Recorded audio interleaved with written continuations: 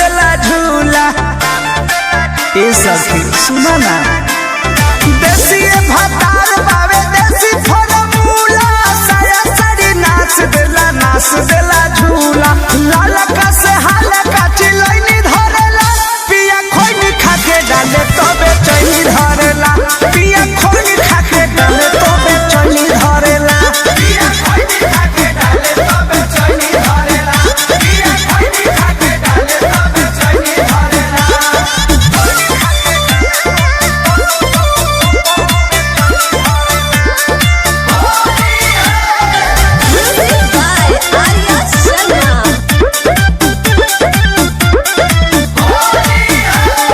कान्हावा पगामा छाया डारावा में डूंगी, डाली डाली हमके धरा दे लगूंगी।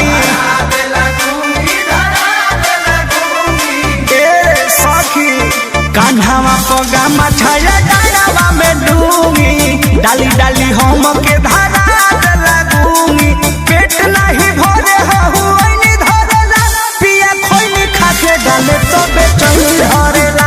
पिया खोइनी खाके डाले तबे चैनी धरेला। पिया खोइनी खाके डाले तबे चैनी धरेला। पिया खोइनी खाके डाले तबे चैनी धरेला।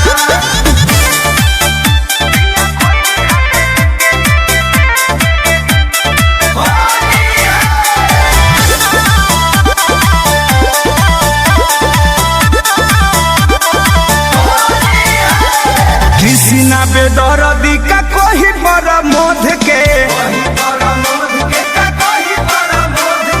ऐसन डाल तार पंकज पिया शोध के।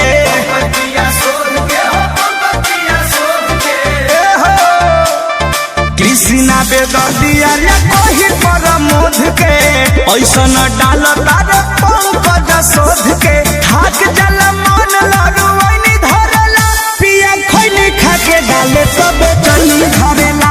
पिया खोइनी खाके डाले तबे चैनी धरेला। पिया खोइनी खाके डाले तबे चैनी धरेला।